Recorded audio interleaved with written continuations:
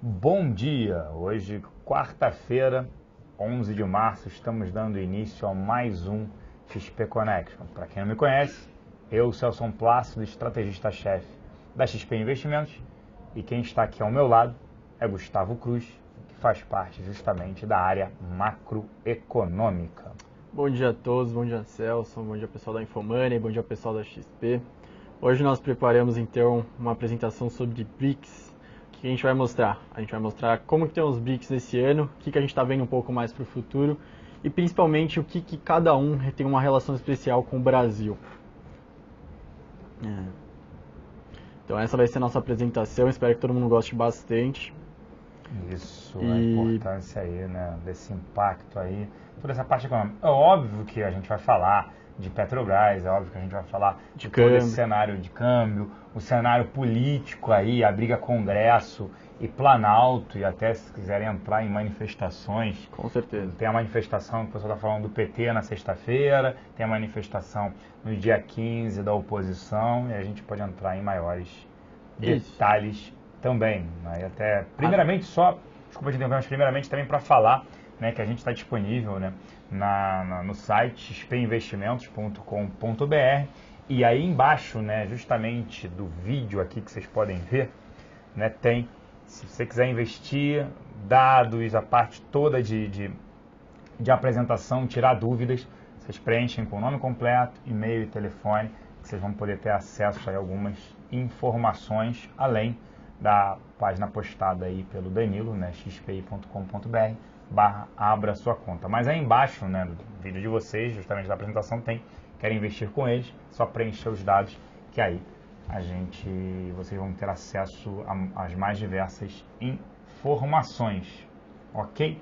Então a gente pode começar aí com a apresentação, certo? Isso, a gente tenta toda semana trazer algum tema diferente, algum tema novo, mas lógico, a gente sempre responde depois da apresentação qualquer pergunta que vocês quiserem, então se vier alguma dúvida, alguma pergunta da apresentação ou de qualquer outro tema, vocês vão mandando no chat, que depois que acabar a gente vai responder todas.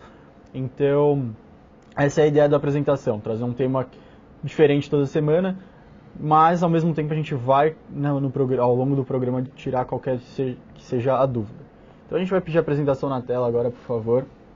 Falar então dos BRICS, o que a gente vê para os BRICS nesse ano de 2015 e principalmente para frente. Lógico que isso tem muita relação com o Brasil, né?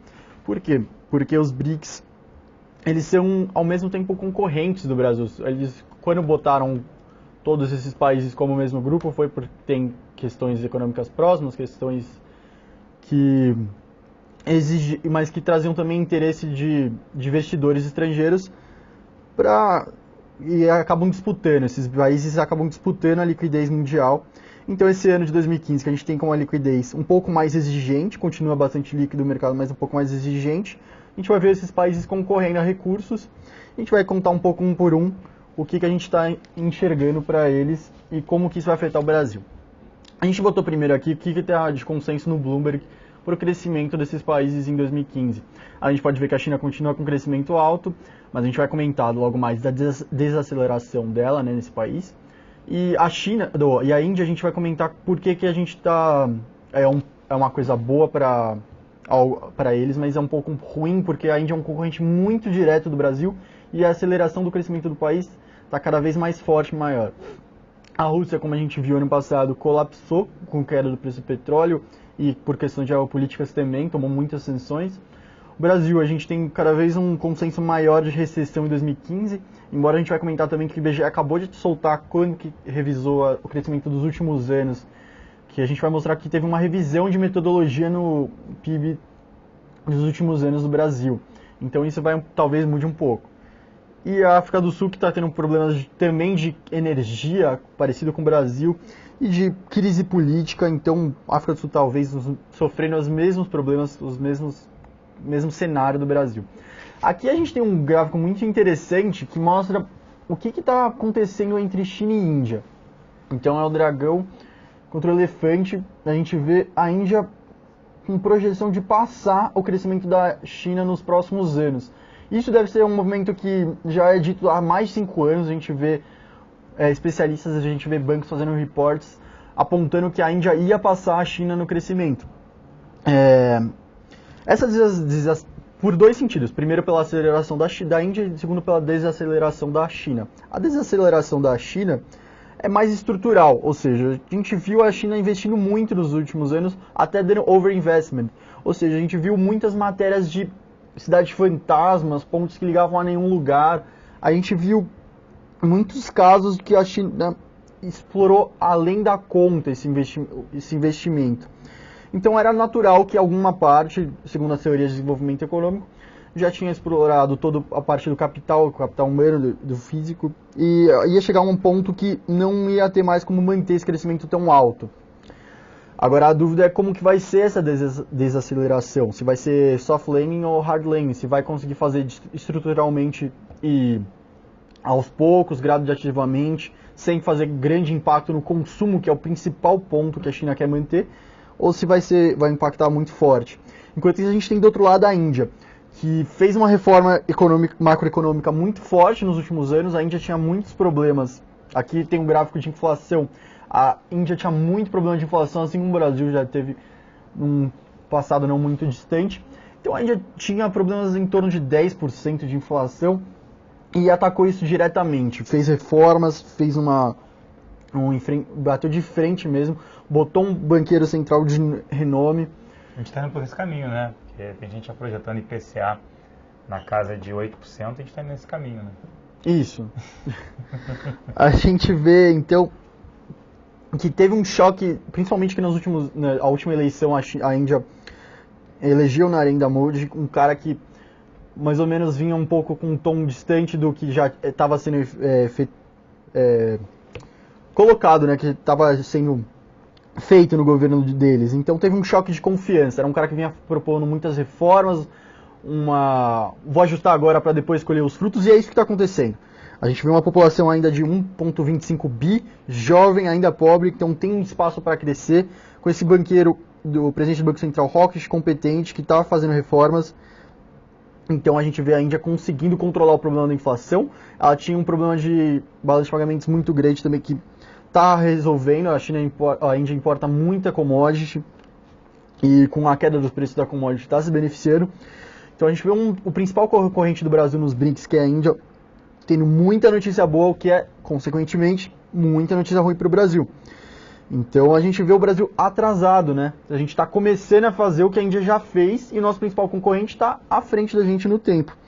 A gente também, vou mostrar aqui como que o mundo está vendo, né? A moeda indiana nessa linha marrom e aqui o mercado de capitais da Índia em marrom também. A Índia se destoando dos outros BRICS. A Índia fez as reformas e está colhendo os frutos. Ela inclusive cortou a taxa de juros. É que a Índia, ao mesmo tempo, ainda tem uma taxa de juros alta. Outro ponto que é ruim para o Brasil. A Índia concorre diretamente nesse mercado de renda fixa com o Brasil. Também ainda tem uma taxa de juros alta e vai batendo de frente. Então a gente vê a Índia atrai investimentos do capital estrangeiro, diferente do Brasil, que está tendo uma saída do capital estrangeiro. Até esse é um dos motivos aí do dólar estar nesse patamar aqui. É a moeda que mais se desvaloriza no mundo, é o real. Isso, a gente vê o real então perdendo força, tanto por motivos internos quanto por externos. E a gente vê a Índia, que seria nosso concorrente direto, destoando e fazendo exatamente o caminho contrário àquilo que a gente está sendo proposto pelo ministro Joaquim Levy para os próximos anos. Aqui a gente colocou dois gráficos que mostram o que a China vem fazendo nesse ano de 2015, visto esse novo cenário, que ano passado não conseguiu atingir a meta de 7,5% de crescimento. O que ela vem fazendo para não colapsar o consumo?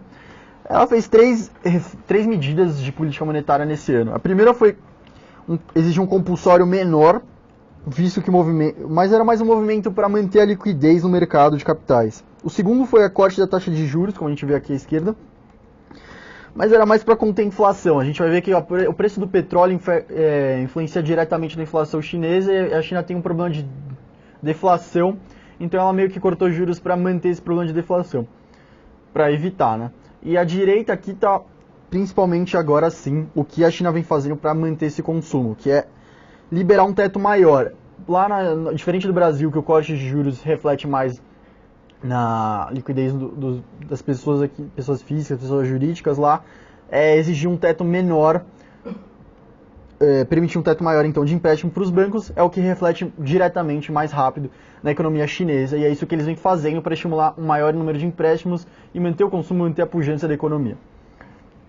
Aqui, consequentemente, o que é muito ruim para o Brasil, esse menor crescimento da China nos próximos anos, é a queda no preço das commodities. Então a China desacelera, as commodities consequentemente têm um preço menor no mercado internacional, e o Brasil, grande exportador de commodities, é diretamente afetado por isso.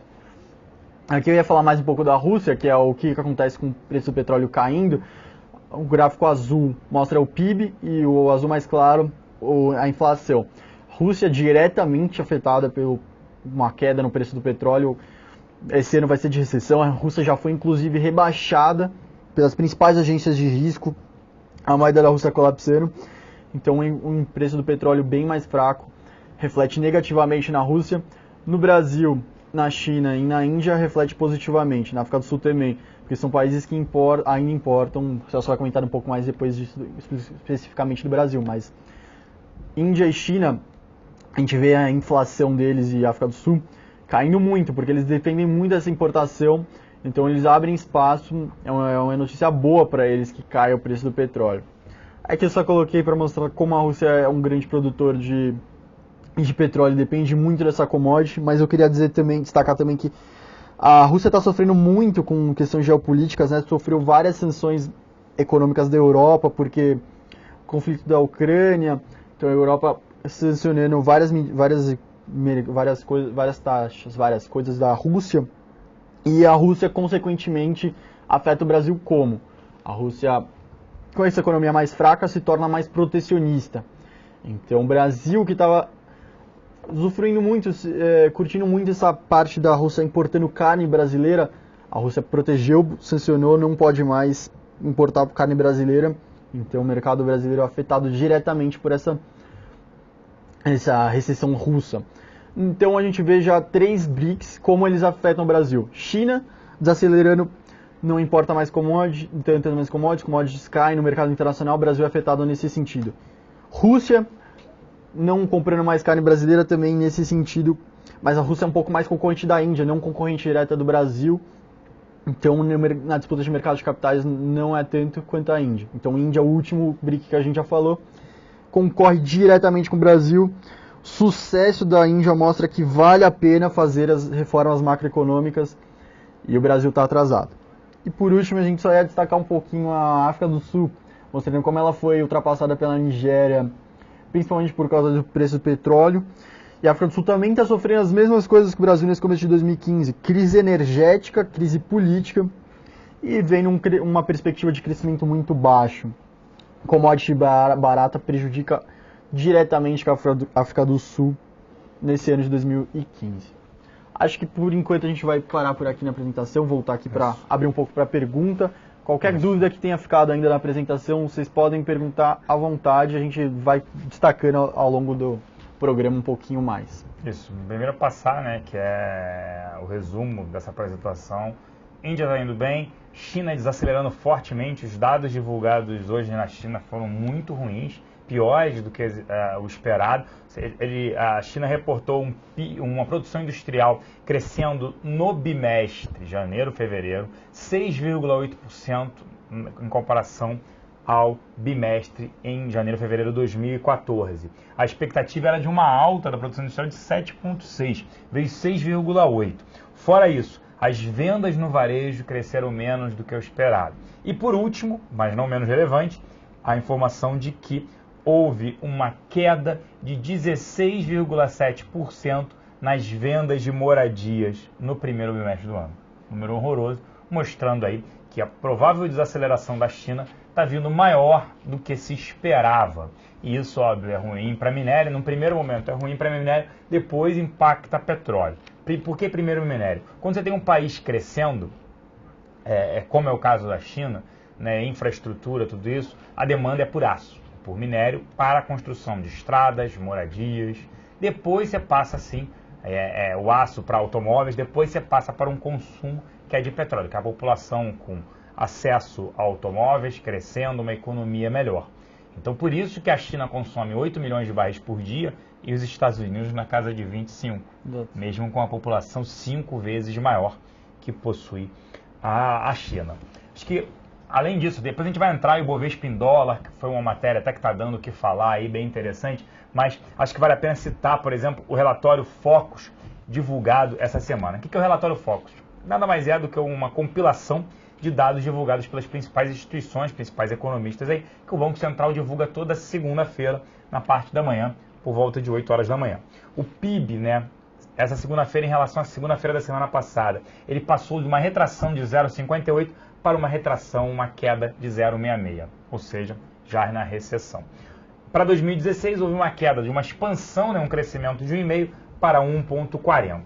O grande impacto também negativo foi o IPCA, a nossa inflação, saindo de 7,47 para 7,77. Já tem alguns economistas projetando um IPCA na casa de 8% Incrível. Para esse ano. Não acredito que a gente já está voltando a isso. Isso. Você foi falar de 10%, taxas elevadas na Índia. Não, é impressionante como... Está indo para esse caminho. É impressionante como a gente vê dois governos, né, o brasileiro e o indiano, citando medidas, por exemplo, o preço do petróleo e falam assim, a gente vê uma autoridade indiana falando do preço do petróleo, isso aí é bom, vai ajudar a nossa economia, vai cair nossa inflação, e a gente vê a mesma notícia sendo, não sei porquê, mas vista negativamente pelas autoridades brasileiras. Então a gente vê um governo que não reconhece o cenário que acontece realmente no mundo e lendo a mesma notícia do mercado internacional e falando que vai impactar bem e vai impactar mal a inflação, sendo que as economias são parecidas.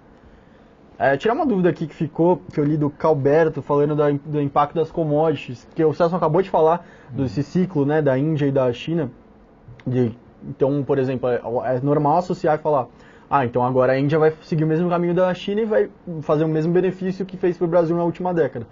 Realmente tem esse impacto positivo, a gente enxerga assim que tem um impacto positivo, a Índia vai consumir cada vez mais commodities, isso vai beneficiar o Brasil sim, mas no balanço geral, no saldo geral, a Índia crescendo assim mais forte prejudica mais o Brasil, porque é um concorrente muito forte, tanto no mercado de renda fixa, que ainda tem uma taxa de juros alta, quanto no mercado de capitais mesmo, por estar fazendo as reformas, ter feito as reformas macroeconômicas. E outro ponto que a gente pode até citar é que essa população da Índia sendo tão grande, 1,2 bi de pessoas, é projetado que nesse ano de 2015, junto com um pouco do ano de 2016, 300 milhões de pessoas na Índia passam a ter uma conta em banco. Ou seja, parar de guardar dinheiro em casa e ter uma conta em banco. Aumentar muito a liquidez. É inacreditável como isso faz uma diferença. O mercado então de capitais na China ou na Índia vai crescer muito ao longo dos próximos anos, naturalmente. A gente pensa quanto que isso reflete cada pessoa da Índia que passa a ter uma conta, colocar 10 dólares, por exemplo, no banco. Mais perguntas aqui. Deixa eu só continuar. Então, relatório assim, Focus IPCA. A curva de juros já projeta uma elevação de 0,75 na próxima reunião do Copom, que é final de abril, correto? Isso. A próxima reunião do Copom, já colocando aí a taxa Selic na casa de 13,25% na próxima reunião. Já tem casa projetando Selic a 14%.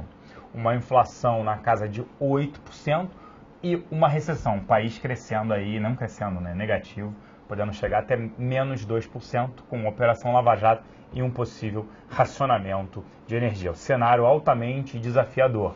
A gente até vem falando das debêntures incentivadas, né, que é uma maneira, não tem fundo garantidor de crédito, não, só que elas também são isentas de imposto de renda.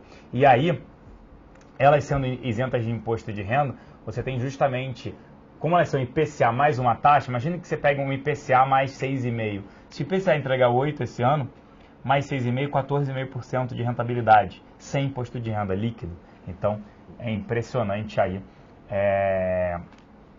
o percentual de retorno. O Luciano aqui está perguntando, né, um convidado aqui no XP Connection, para comentar de Itaúsa e Vale no atual cenário político-econômico. Né? Primeiro falando de Itaúsa, Itaúsa nada mais é do que a holding que controla o Banco Itaú, né? Um banco que a gente, nossa área de análise, recomenda exposição a esse banco.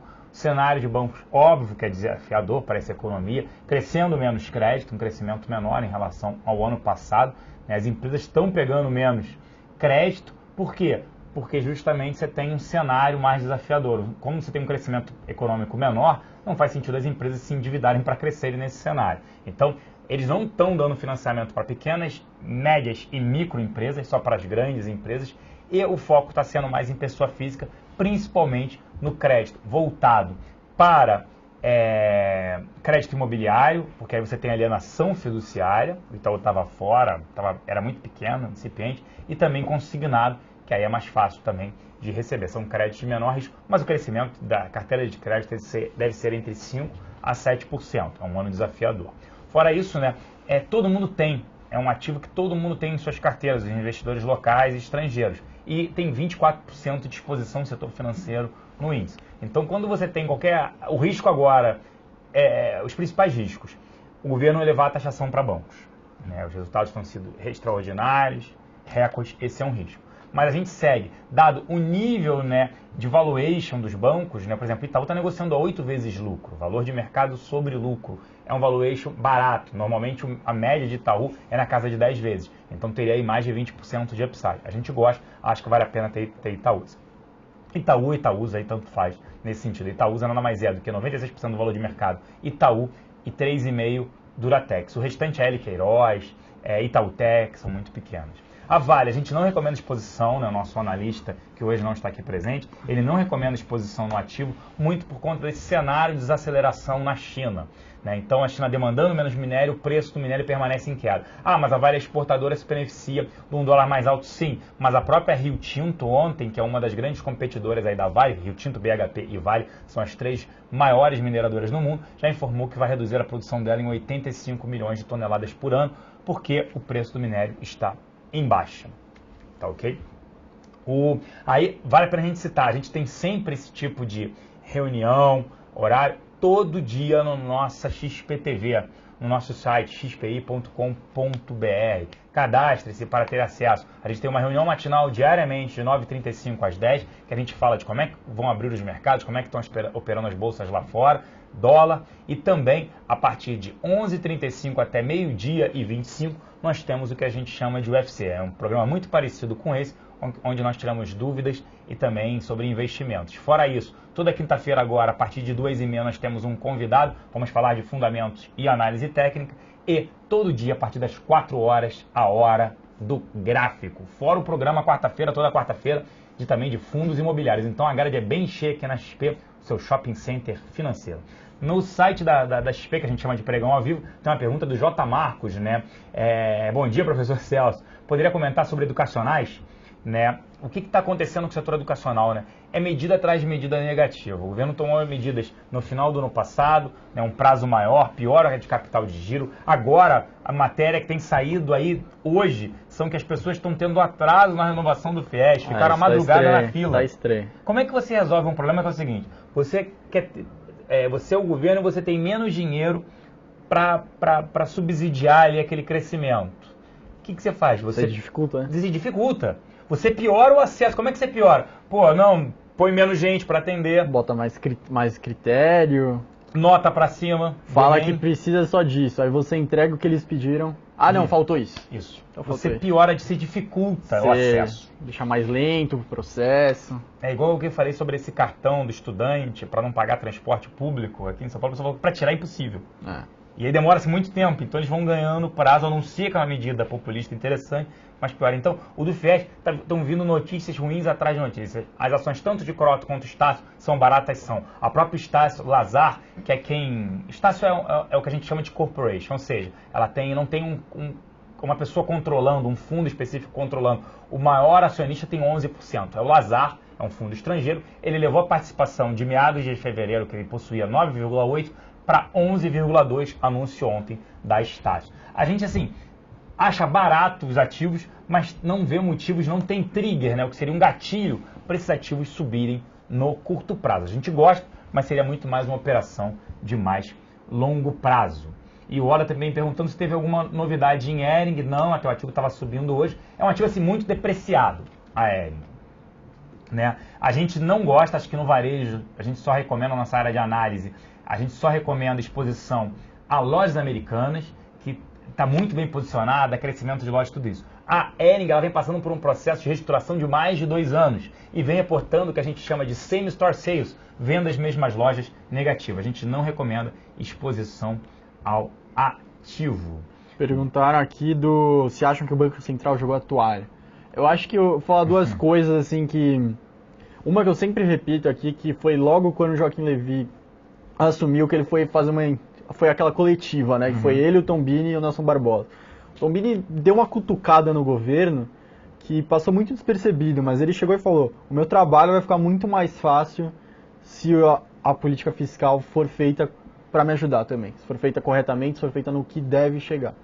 Então, a gente já sabia que esse ano os preços administrados iam ter que subir. Era algo que já estava sendo muito contido, ano de eleição, ninguém queria subir preço. E ao longo dos últimos anos, muito represado esses preços administrados. Então, o que a gente vai ver esse ano é que qualquer espaço que os preços livres caírem, os preços administrados vão ocupar esse espaço. Então, não é que eles estão jogando a toalha, a gente vê o Focus até para os próximos anos, de 2015, 2016, 2017, a curva está caindo. Assim, a gente vê, desde o começo do ano até agora, já foram 3 meses, a expectativa para os próximos anos da inflação, só dos próximos anos, vem em queda.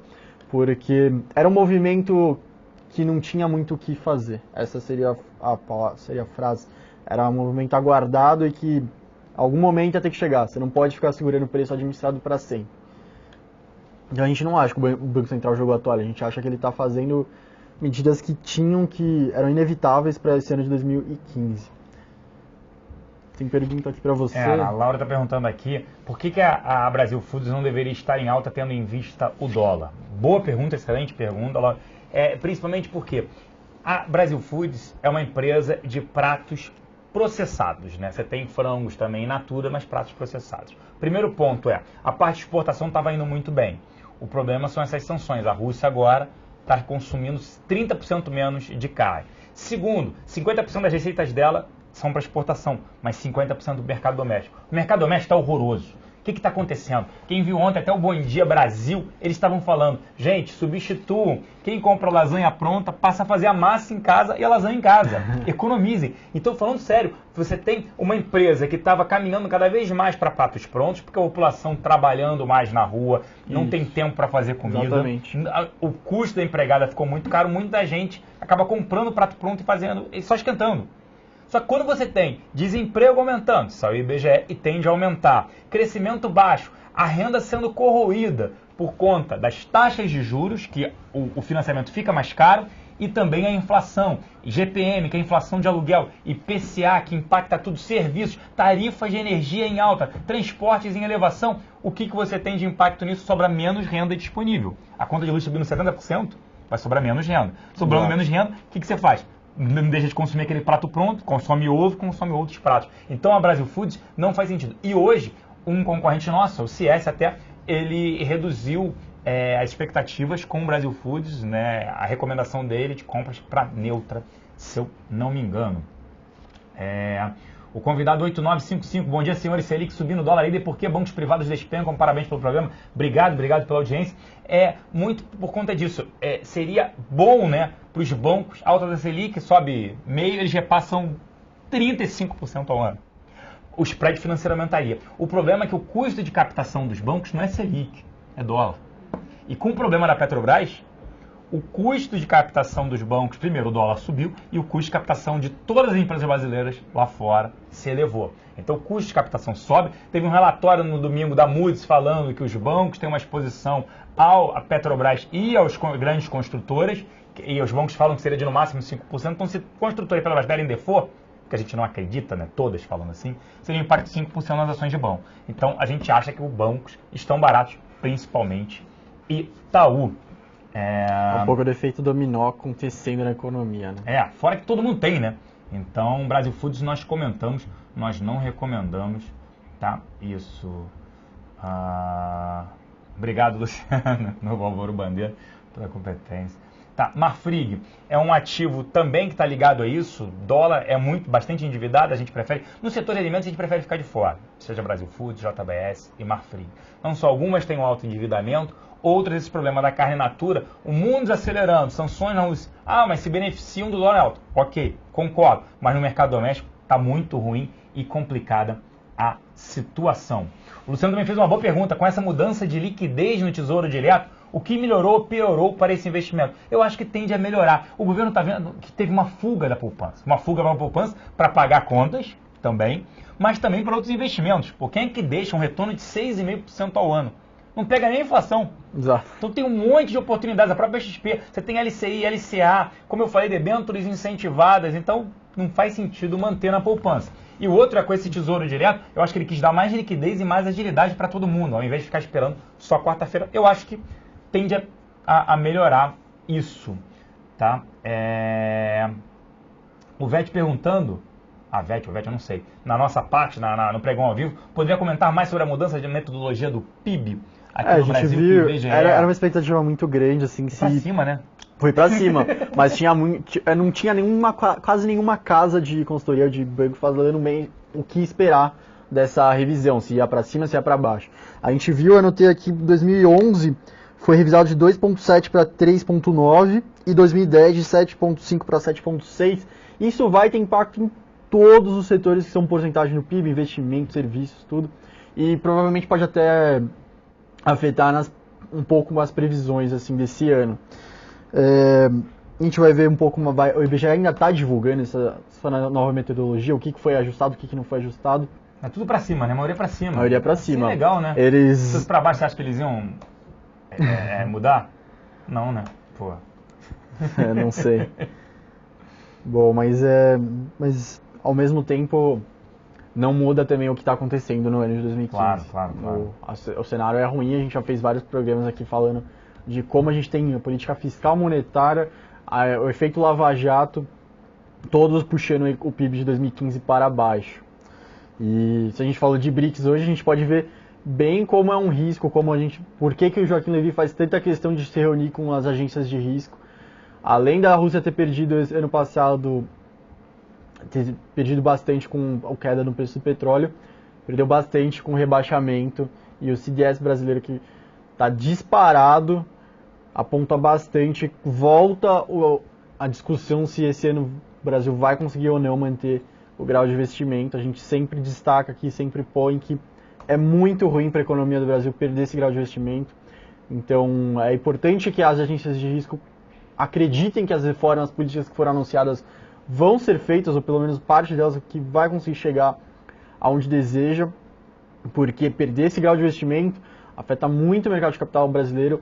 A gente já falou que tem vários fundos no exterior, Estados Unidos, Europa, que não é porque vai falar, rebaixou, então acho que eu não gosto mais do Brasil. É lei, está na Constituição, está no regulamento desses fundos, só pode investir tantos por cento em países com grau de investimento. Perdeu, tem que tirar. Então o Brasil toma diretamente um choque bem rápido se perder esse grau de investimento. Então essa discussão bem forte que vem sendo feita, se vai conseguir ou não manter as medidas que o Joaquim Levy anunciou, que vem anunciando, é muito importante para a economia como um todo. Mais perguntas aqui. Isso, tiveram várias aqui. O pessoal pedindo para comentar sobre a EZTEC, Construção Civil, e Raia Drogasil. O EZTEC, né? A gente prefere não ter exposição no setor de real estate, no setor imobiliário. Por quê? Como a gente falou, o cenário é muito difícil. O número de distratos, que é a devolução do imóvel, está aumentando absurdamente. Vamos explicar o porquê desse contexto, né? Primeiro, taxa de juros subindo, fica mais caro na hora de comprar o imóvel e de financiar. Segundo, essa inflação também e aquela conta, o imóvel parou de subir. O imóvel não está consumindo nem mais o valor da inflação. Fora isso, né, a decisão de compra do imóvel é uma decisão um pouco difícil, de longo prazo. Muitas pessoas vão pegar um financiamento de 20, 30 anos. Então é um comprometimento de renda pelo longo prazo. Como o índice de confiança da população está em baixa, vou ser demitido, não vou, o que vai acontecer? Fica desconfiado. Sempre pisa o pé no freio. Então a gente prefere não ter exposição a nenhuma ação do setor de real estate, tá, do setor imobiliário, cenário completamente difícil. Distrato, o que é? Quando ele vende o imóvel na planta, ele tem mais ou menos, né, a construtora 2 anos para entregar, a incorporadora 2 anos para entregar esse imóvel. Ele paga-se o consumidor em torno de 25% do valor. Nas chaves, precisa transferir o imóvel, o financiamento da incorporadora, que ela quase não pediu dado nenhum de comprovação de renda, para um banco. A Caixa Econômica, Banco do Brasil e tal, todos estão muito mais restritivos a crédito. Lógico. Estão barrando muito mais por conta desse cenário. Ah, mas tem alienação fiduciária, mesmo assim. E, mesmo sendo corrigido durante a obra INCC, Índice Nacional da Construção Civil, o valor do imóvel, a dívida corrigida de tal maneira que às vezes o valor do imóvel, se ele somar o que ele pagou, está valendo menos. Então muita gente, primeiro, não consegue pagar, não consegue financiamento, segundo, e terceiro, quando olha ou comprou para investimento, prefere o distrato. E no distrato, a pessoa está entrando na justiça, eles estão recebendo 90% do que eles pagaram, corrigido 1% ao mês, mais a corretagem que foi paga no início. Então, fora ITBI e tudo isso. Então, está tendo um número muito grande de distrato, a gente prefere ficar de fora. Exetec é uma excelente empresa, excelente gestão, mas está batendo em todas elas, não tem como fugir desse cenário. Raia Drogasil, muito bem posicionada, é um ativo caro, extremamente caro, mas muito bem posicionado. Num cenário, a gente vem destacando aqui, num cenário de aperto, né, monetário, que é o que está acontecendo, o setor de drogarias, farmácias, hipermarcas, que é o caso de fornecimento de remédio, não tem muito por que sofrer. Até o pessoal brinca que na crise o pessoal toma mais remédio. Isso também acontece. Mas o outro, a população brasileira vem envelhecendo. Vem envelhecendo, precisa mais de consumo de remédio. As pessoas vão beber ou vão consumir remédio? Tem que consumir remédio, senão pode morrer. Então, não tem um efeito substituto. Né? Na bebida o cara bebe menos. No prato pronto, ele consome um prato, não consome um prato, ele vai, consome ovo, consome uma matéria-prima praticamente crua. Então, ele prepara em casa. No remédio não dá muito para substituir, ele vai para o genérico e tudo isso. Então, a gente acredita que o fluxo permaneça, apesar de achar o ativo caro. Ela e hipermarca são caros, mas devem continuar aí. O Lula Molusco falou, né, que já até respondeu qual seria o impacto na Bolsa Brasileira se o Brasil perder o grau de investimento. Vamos botar na tela o Ibovespa em dólar, por favor, a apresentação. E como é que seria isso? Até a gente ajuda a responder essa pergunta. Certo? Aqui a gente tinha de 2014 a 2015 primeiro. Isso, então essa é a variação do Ibovespa em dólar em 12 meses. Ele está no menor patamar. Então o dólar, né, vem segurando a nossa bolsa. Se não fosse o dólar, essa bolsa poderia estar aí muito abaixo, né? Poderia estar abaixo dos 40 mil pontos. Então o dólar subiu bem, né? Está no menor nível. Você vai olhar, ano passado, qual foi o menor nível da bolsa? 44 mil em reais e 900 pontos. Ah, mas agora não está 44, que foi ali por volta de fevereiro, né? Março, que foi aquele momento que você teve a primeira pesquisa informando que a Dilma venceria as eleições, tudo isso e tal. E de lá para cá, só que você olha, em dólar está muito pior, seria 19 mil pontos. Hoje está na casa de 15.500 pontos. E, passando mais um gráfico, por favor. Esse gráfico agora representa o menor nível da nossa bolsa, do nosso índice Ibovespa, principal índice, em 6 anos. A gente só perde para um cenário da crise de 2008, que a bolsa bateu 12.700 pontos. Então, o dólar vem segurando a nossa bolsa, que ela poderia estar caindo muito mais. Então, o dólar está sendo responsável. O investidor estrangeiro, ele acaba entrando aqui muito por conta que ele olha o dólar. Se o dólar subiu 20%, acaba a bolsa, para mim, né, para o investidor estrangeiro, se desvalorizando 20%. Fica mais barato 20%, correto? Exatamente. Então, podemos voltar aqui. Essa foi a ideia, então, de só mostrar para vocês que... Mas é óbvio, não está considerado nesse nível o próprio racionamento de energia, e também não está considerado aí, né, ainda a Operação Lava Jato, que é uma recessão maior. Só lembrando para vocês terem acesso às informações da XP aqui embaixo, querem investir com eles e tudo mais, coloquem aqui nome completo, telefone, e-mail para terem acesso a mais informações, tá ok? Vale a pena... desculpa. Não, pode falar. É o convidado 6303. Vale a pena investidor permanecer em fundo DI com a nova LFT em liquidez diária? Eu ia falar outra dele, mas... Você vai responder essa? Não, eu tava com outra aqui, mas pode falar. Eu acho interessante, os fundos agora começam a ter uma rentabilidade melhor, devem ocorrer mudanças em relação a LCI e LCA, né, os novos estoques, ter cobrança de R, então vai dar uma melhoria. A gente prefere uma diversificação, um pouco em debêntures incentivados, um pouco em LCLCA, um pouco em tesouro, um pouco em fundo multimercado. Quem tem esse perfil, quem tem um perfil mais arrojado, Bolsa de Valores com proteção, que é a nossa mesa de produtos estruturados. O convidado 8955, era isso que você ia falar? Eu ia falar do 6303 também, então, fez uma pergunta sobre depois. o que ele e o Den Oliveira perguntaram o que vem depois do reajuste fiscal. Uma pergunta boa, né? Muito boa. Novo estímulo ao consumo. Então, ano passado, quando eu estava na época das eleições, tinha uma discussão muito forte sobre o que seria o novo motor de crescimento do Brasil, porque já tinha vários sinais de que o consumo já não tinha mais como ser motor de crescimento brasileiro. E a gente já fez também, se a gente colocasse todos os BRICS, todos os países da América Latina, o Brasil tem uma taxa de investimento muito baixa, até foi revisada hoje com essa revisão para cima, mas ainda assim é uma taxa baixa de investimento como proporção do PIB e uma taxa de poupança como proporção do PIB baixa. Então esse reajuste fiscal aumentaria essa taxa de poupança no primeiro momento para depois permitir um investimento maior. A gente vê economistas bem famosos, como o Gustavo Franco, bem renomados, falando que o Brasil poderia chegar a uma taxa, a gente tem em torno de 19, 18, até hoje em dia mais baixa, né, essa 16%, que poderia estar em torno de 25%. Então é uma taxa que é alcançável, deve ser almejada pelo governo brasileiro, porque é o novo motor, tem que ser o novo motor, tem que ser colocado como o próximo motor de crescimento do Brasil nos próximos anos. Então eu acredito que seja isso, a gente faz o reajuste fiscal, a gente retoma a credibilidade, que é uma coisa muito importante que está sendo perdida ao longo dos últimos anos, escândalo atrás de escândalo. A gente vê as matérias de fora, eles já estão conscientes, eles não falam, escândalo Lava Jato, eles falam um novo escândalo após um instalou, a comparação já. Então, o investidor vai perdendo a paciência também com aquilo. Claro. Então, esse reajuste fiscal retomaria um pouco a credibilidade e aumentaria a poupança para, sim, de fato, tornar o investimento o próximo motor da economia brasileira. Isso, e lembrando, tem muita gente perguntando, tem acesso, como é que eu vejo a reprise do XP Connection? Produção, como é que ele vê a reprise do XP Connection? Estou postando no canal do YouTube. Isso, obrigado. É só você se cadastrar aqui, quer investir com eles, nome completo, e-mail, e aí você terá acesso aí para essas informações aí nas nossas páginas aí nas redes sociais, YouTube, dentre outras, mas é só solicitar aqui também. Teve um questionamento aqui, o convidado 8955, Ibovespa em dólar barato.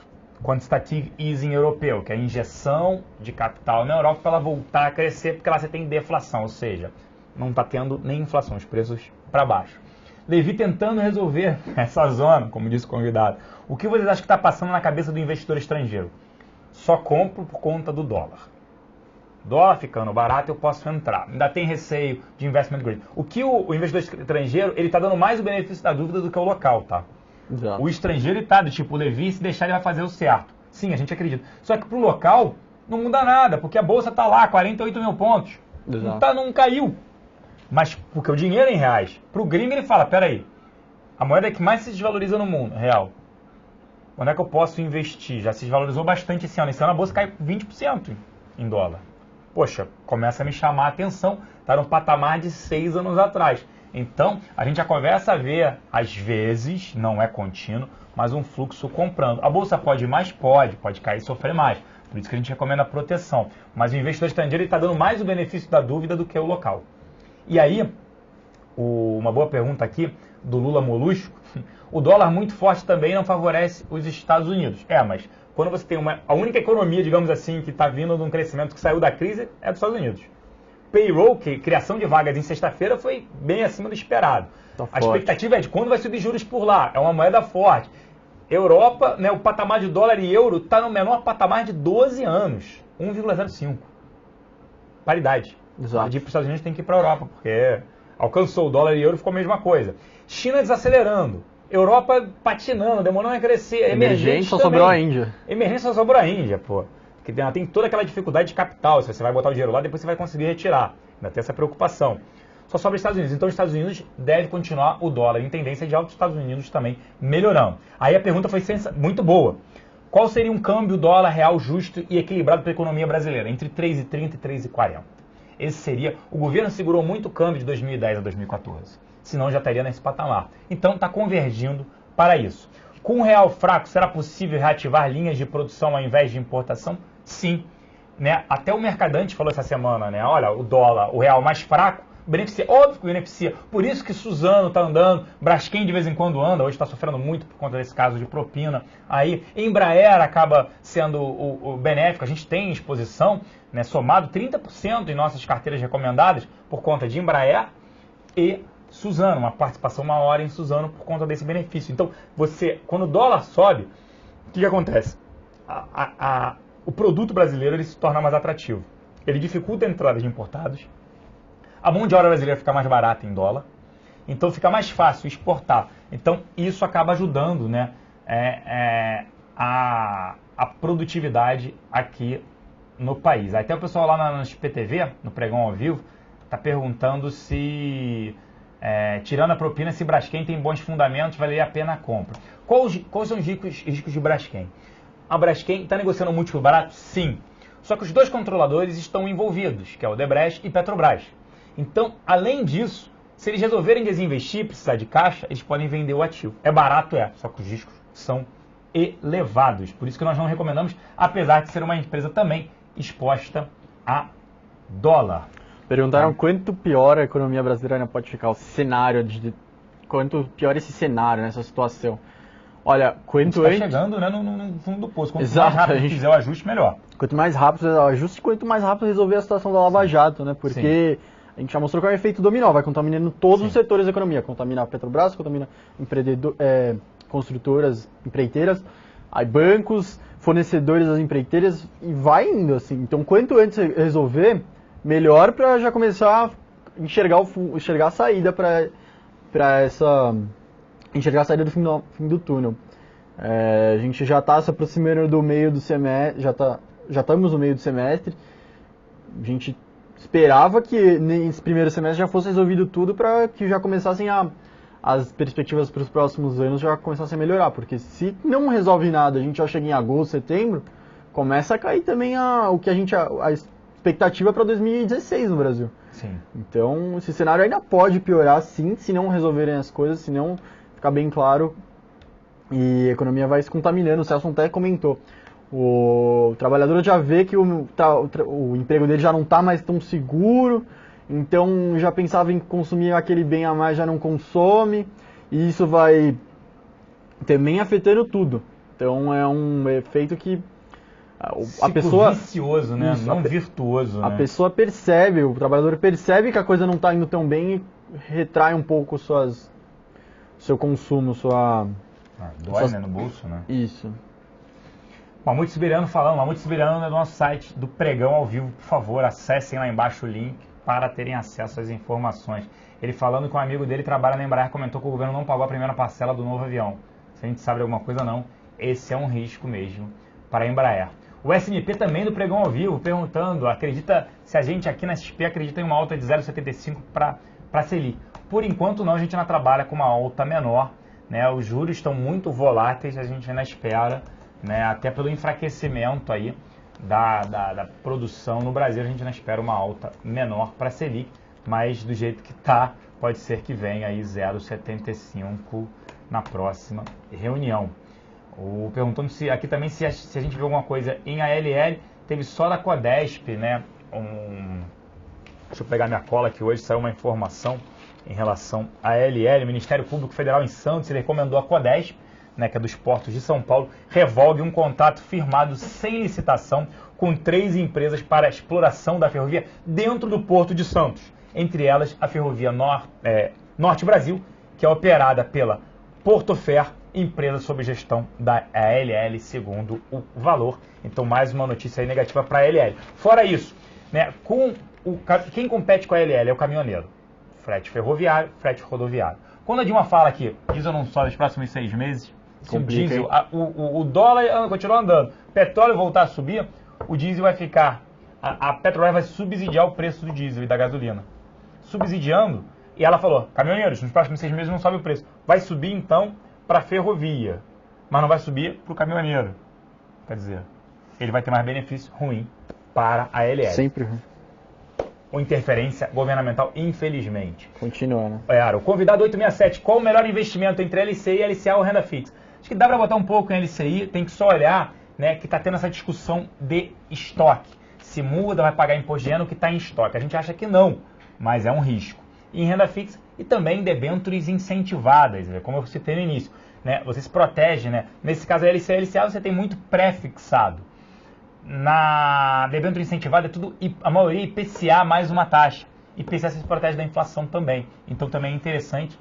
Letras do Tesouro, como eu citei, debêntures incentivadas. Pô, imagina pegar uma IPCA mais 6,5, imagina que vá a 8 e é livre de imposto de renda. Ela só não tem o Fundo Garantidor de Crédito, o FGC. LCI e LCA tem uma rentabilidade menor, mas são garantidas pelo FGC até R$250 mil. Falaram aqui da valorização do dólar mundial. Realmente é mundial. A gente vê a economia dos Estados Unidos, que nem você falou, trazendo sinais bem fortes. Na segunda-feira, um membro do Fed comentou que acredita que essa alta de taxa de juros deve vir logo, deve vir Sim. ainda talvez nesse primeiro semestre, foi o comentário dele, mas lembrando que não era um membro votante.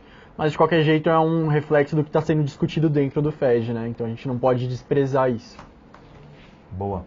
Convidado 4176, obrigado pela participação, excelente também pergunta aí, agradecimento à participação de todos. E lembrando que nós temos um produto interessante também, na semana passada a gente esteve aqui com 10 minutinhos tirando dúvidas de vocês, XPTD11, é um fundo de dividendos negociado em bolsa com desconto de agora mais de 16%. Ele possui ativos em carteira, CETIP, Ambev, BVMF, Itaú e BB Seguridade, seus 5 principais ativos. A carteira dele está disponível justamente no site também da BVMF Bovespa. Além disso, um curso que a gente acha interessante, que é o Série Trader. Se inscrevam, XP Educação, xpe.com.br. Mas voltando para o convidado 4176, vocês não acham que é o momento para comprar para o médio e longo prazo? Meu raciocínio é o seguinte, o governo está se esforçando para melhorar a situação. Sim, colocou ali na navalha, tem que melhorar ou perde o grau de investimento. Exato. Dilma pegou aqui com taxa de juros na casa de 7,25, inflação controlada e grau de investimento. Aí foi reeleita, juros a 13 para cima, inflação a 8, recessão, pior cenário, podendo perder o grau de investimento. Tá fazendo? Tá. A entrada do Levi foi para isso. Para não perder em 2018.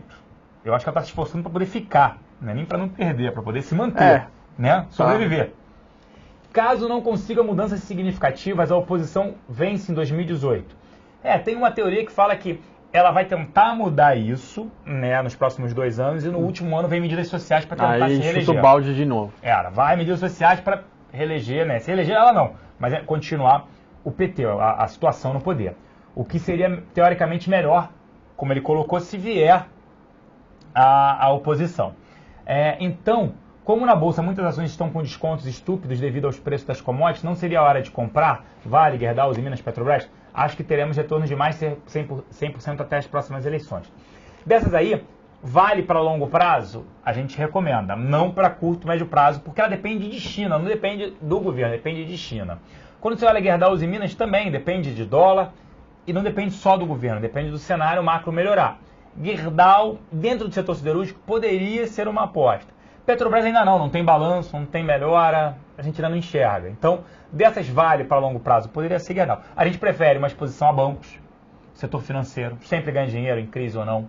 Uma melhora, o banco vai voar também, não dobra o valor, mas anda. Olha Itaú nos últimos 5 anos, o percentual que andou. A gente gosta de uma parte do varejo também, uma Lojas Americanas também muito bem posicionada. A gente gosta de BB Seguridade, né? A gente gosta de Cielo, cartão, crédito e débito, é outra que vai andar bem. A própria BVMF CETIP, no cenário de melhora de bolsa, já respondendo ao convidado 8955, a gente gosta de BVMF. BVMF ela paga um dividendo na casa de 6% ao ano, faz recompra e cancelações na casa de 4%. Então ela tem um dividend yield, que a gente chama, de 10%. É outro ativo interessante. Pensando em longo prazo, pode ser, mas ainda acreditamos que ainda não chegamos no pior momento. Principalmente tem que olhar a bolsa em dólar, não adianta olhar em reais. Se tivesse em reais, a bolsa estaria abaixo de 40 mil pontos. Como está em dólar, ainda se sustenta ali nessa casa dos 48 mil pontos, tá ok?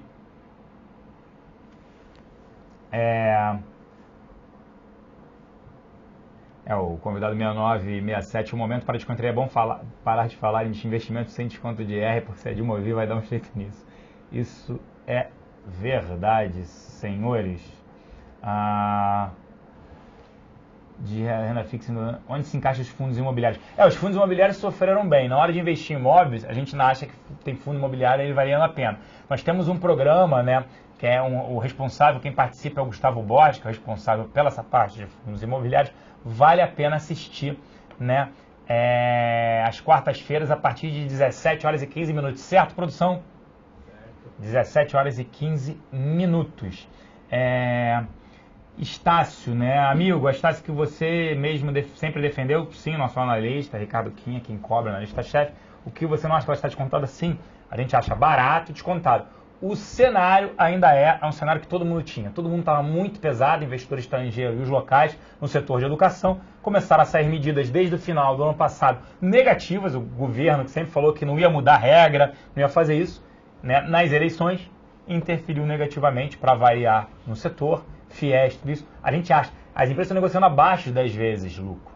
Preço, né, valor de mercado sobre lucro. É interessante para longo prazo? Teríamos, assim, Kroton e Estácio tranquilamente para longo prazo. O curto é que está matando. Mas para longo prazo, perfeitamente. Isso que o César falou é um pouco do que reflexo do que tinham perguntado, o que vem depois do reajuste fiscal. Também a gente vê um investimento baixo no Brasil justamente por conta dessa constante interferência. Então a gente vê uma empresa de fora falar, vou investir, vou criar uma fábrica.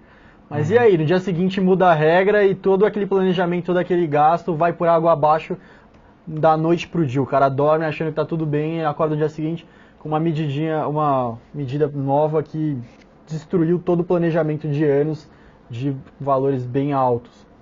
Então isso também atrapalha muito e precisa ser melhorado essas condições das instituições brasileiras para trazer um ambiente mais favorável a negócios no país, atraindo então mais investimentos, que tem que ser o novo motor da economia, tem que estimular o crescimento nos próximos anos brasileiro. Isso. Vamos lá. Resultado de BR Mostra, pessoal perguntando só à noite, tá? Não sai agora no pregão. O Lopes 62, o que gostaria de entender é o seguinte: se existe um crescimento de 6,8% ou 7% na China, se for em linha em todos os setores, teoricamente a demanda de matéria-prima aumentaria na mesma proporção, correto? Se há uma queda, seria então a oferta aumentaria, a gente está errado? Não, é porque vem diminuindo o consumo de minério, se fosse olhar para Vale.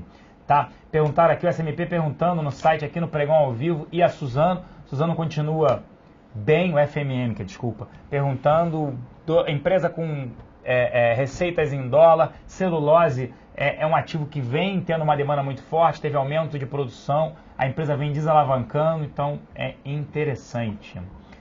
Mas Montenegro a gente já respondeu aqui, Estácio, Kroton, não dá para ter as duas, a gente gosta dos ativos, é só falando, no curto prazo ainda podem sofrer, longo prazo seria mole, nossa área de análise recomenda fácil esses ativos. NTNB5, essa inflação altíssima é interessante, debêntures incentivadas, a gente também já falou, protegido, né, da inflação, acho sempre interessante. Qual a melhor, Light ou Jet? Convidado 1441 difícil, a gente acha que vai ter racionamento, vai prejudicar a Light, tanto Light quanto geração Tietê, não teríamos nenhuma das duas. Quer ter pagamento de dividendos interessante? Tem uma CETIP, uma BVMF, até uma Ambev, vale a pena, o Itaú, em relação a dividendos, se é isso que você busca.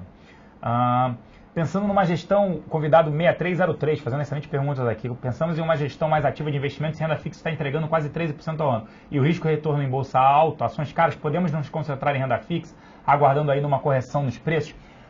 O que a gente faria, né? Tudo depende do perfil. Se tem um perfil mais arrojado, tem que ter ações, tem que ter um percentual em ações. O que você vai fazer é ter um percentual menor, ou mantenha suas carteiras e monte proteções via nossa área de produtos estruturados.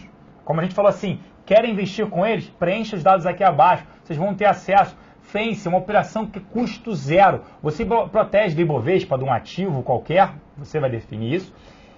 Você captura uma alta, 5, 7, 10%, e se protege de uma queda custo zero. Então a gente recomenda montar carteiras, Itaú, Cielo, BB Seguridade, dá para montar uma na Estácio ou na Kroton, CETIP, BVMF, Lojas Americanas, e montando proteção via Fence. Então você monta uma carteira, protege ela 100% no Ibovespa. A gente acredita que o Ibovespa não tem por que andar no curto prazo.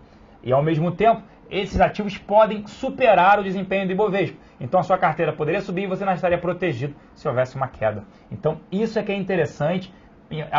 Tanto o Danilo enviou agora aqui no chat, quanto aqui embaixo, entendeu?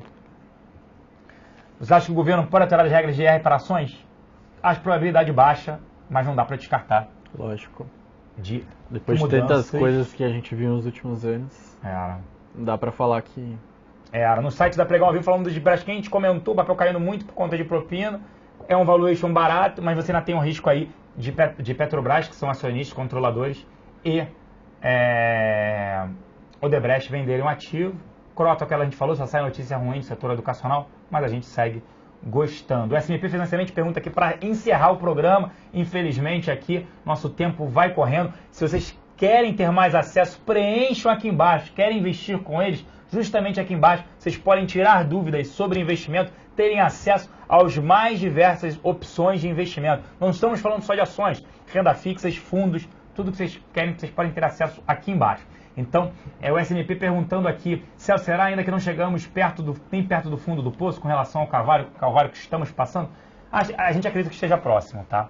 Tem sempre o risco, vai ser no fio da navalha esse governo. Agora você tem oposição e situação pressionando. Exato. O próprio PT pressionando a Dilma, oposição pressionando, então vai viver no risco da navalha. PMDB pressionando, situação está complicada. Vocês acham que a Alupar para investimento em dividendos, no estatuto que no mínimo ela entregará por ano 50% de dividendos, ela é geradora e distribuidora, a gente só tem esse receio de geradora e distribuidora se vier racionamento. Por isso que a gente prefere uma CETIP, uma BVMF, Itaú, dentre outros ativos. E o Danilo também postou xpi.com.br/abra sua conta e tem acesso. Nós temos programas matinais, né? 9h35 às 10, abertura do mercado. Nós temos a hora do gráfico às 4 da tarde. Temos o programa UFC, que é justamente um programa muito parecido com esse. Todo dia de 11h35 a meio-dia e 25. Tirem suas dúvidas, participem. Existem oportunidades de investimento. O Brasil não vai quebrar.